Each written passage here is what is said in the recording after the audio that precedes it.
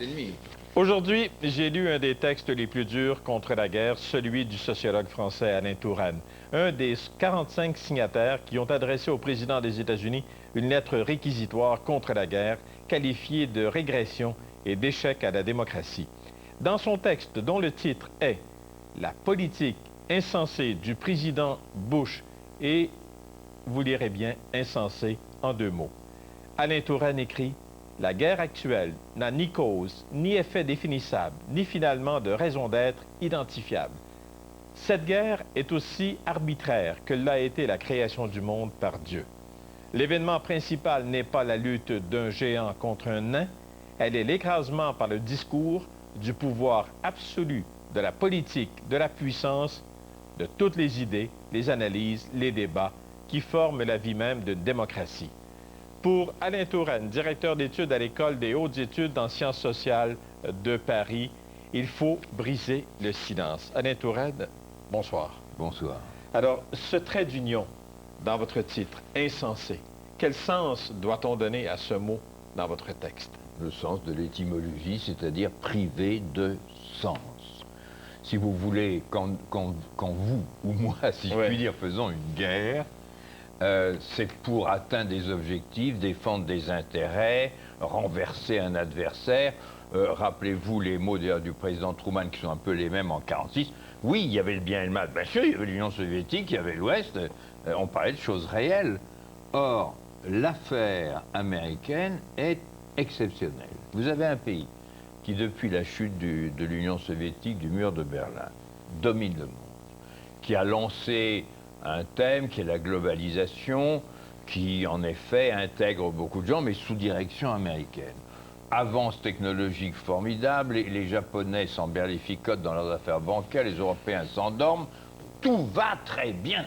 Et on parle d'économie, en bien ou en mal, on parle de société civile, et voilà que tout d'un coup, c'est beaucoup plus qu'un événement. L'Amérique lance tout ça par-dessus bord, ne parle plus de multilatéralisme, ne parle plus de globalisation, on ne parle que de guerre. Cet empire économique foudroyant de puissance change tout d'un coup de registre, de narratif, comme diraient les Américains, et on se met à parler unilatéralisme et à employer des expressions inouïes. Je ne dis pas inouïes comme scandale, mais la guerre préventive, c'est quand même pas une expression banale. Et on nous explique, et en même temps on nous explique d'une manière totalement non convaincante, que les plus grandes menaces portent sur les États-Unis, la plus grande puissance mondiale. Enfin, tout ça est, je m'excuse avec Dieu de la comparaison que j'ai fait avec lui, tout ça est arbitraire. Mais on l'a fait au nom de Dieu, cette guerre. En quelque sorte, God bless America, Dieu est avec les Américains. Oui, mais si vous me permettez, ce Dieu, il n'est guère autre chose qu'américain. Il n'est pas chrétien, il n'est pas juif, il n'est pas musulman, il est un Dieu qui n'a pas de... Jésus-Christ n'est jamais mentionné dans l'affaire. Ce Dieu est l'Amérique.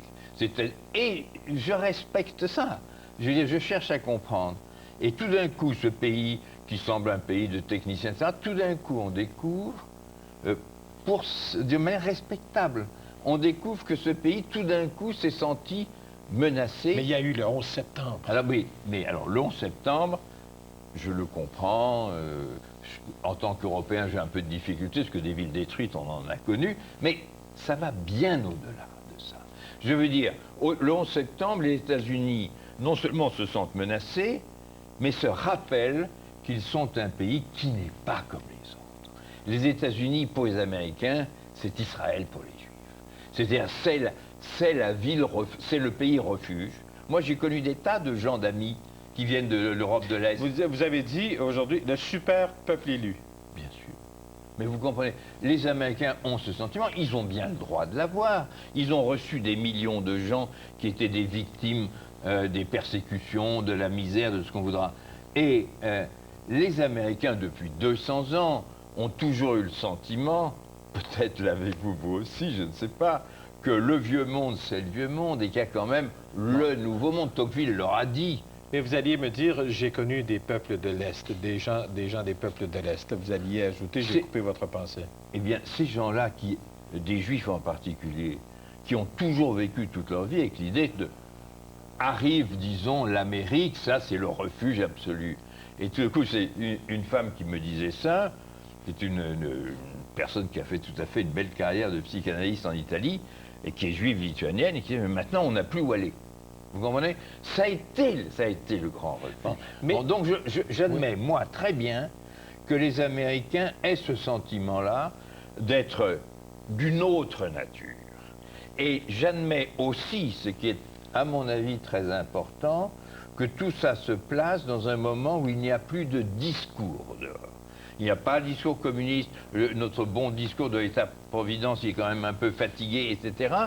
Et donc, les Américains se trouvent tout d'un coup face avec eux-mêmes, et en l'espace de quelques mois, puisque vous vous rappelez très bien les premiers mois de Bush, qui sont des mois à rien, bon, mal élus, parlant mal, bon.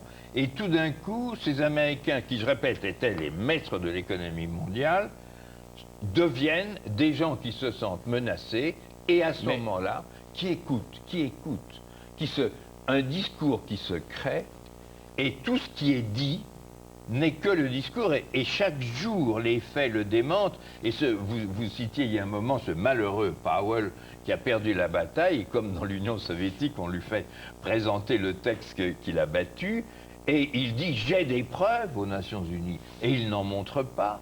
Et on nous présente Saddam Hussein, dont l'armée est probablement assez faible, plus faible qu'en 91, comme un personnage. Mais j'aimerais vous entendre, j'aimerais vous entendre parler de Saddam Hussein, parce que l'une des raisons que donnent les Américains, et c'est pourquoi le peuple américain suit son président, c'est « nous faisons la guerre à un dictateur. Nous voulons libérer les Irakiens, et vous qui avez été préoccupés par le passé des dictateurs d'Amérique du Sud, vous avez écrit, vous nous avez donné accès aux archives de la police du Paraguay et tout ça. Est-ce que, je vais vous dire. Est-ce que vous défendez, en condamnant la guerre, les gens diront, est-ce qu'Alain Touraine défend Saddam Hussein? Eh bien, moi, je vais vous dire, je défends les Américains et je condamne les Européens là-dessus.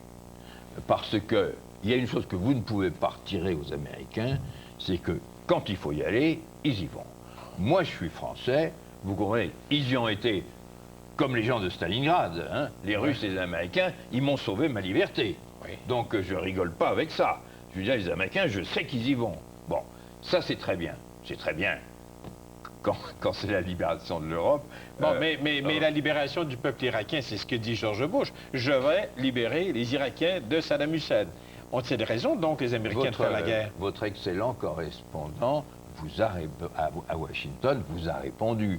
C'est un gouvernement militaire, c'est-à-dire l'armée, et c'est bien heureux d'ailleurs que l'ONU n'aille pas se mêler de ses affaires, où elle n'a pas grand-chose à dire en ce moment. Vous croyez vraiment que ce gouvernement militaire, placé comme un caillou en plein milieu du monde arabe, apparaît comme libérateur? Il apparaît comme libérateur par rapport à Saddam Hussein, mais pas par rapport aux gens. Je ne sais pas ce que font les chiites au sud, je ne sais pas ce que vont faire les Kurdes au nord, je ne sais pas si les chrétiens s'en tireront de leur alliance avec les sunnites, etc. Je dirais que dans cette affaire-là, l'adversaire a été inventé. Vous savez d'ailleurs très bien que le septembre, c'est Al-Qaïda. Al-Qaïda n'a rien à voir avec l'Irak. Quand les Américains ont foncé sur l'Afghanistan, tout le monde était pour. Moi, j'étais pour la guerre de 91. J'étais pour la guerre d'Afghanistan. Bon, ça a raté. Mais enfin, il était normal que les Américains aillent chercher Al-Qaïda détruit les talibans. Mais, premièrement, pourquoi l'Irak? Mais pourquoi l'Irak? Alors, quel est... Je veux bien comprendre le sens de votre message, parce que vous dites qu'il faut rompre le silence, mais quel est le but de cette guerre? Vous dites que c'est une rupture par rapport au discours. Vous dites que ce ne sont pas par des intérêts économiques bien sûr que apparents. Pourquoi cette guerre? Il n'y a aucune raison.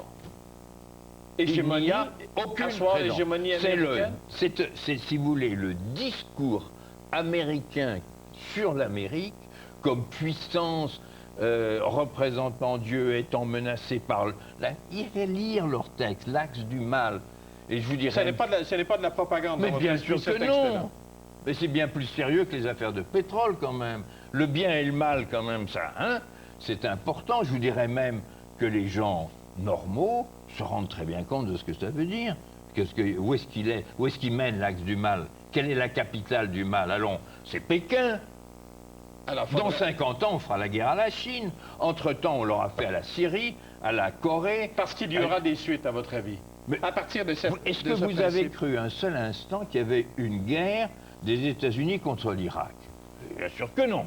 Il y a une prise en charge du Moyen-Orient aussi pour de bonnes raisons. C'est-à-dire que peut-être que ces Américains tout-puissants vont arriver à trouver une demi-solution en Israël-Palestine, alors qu'en ce moment,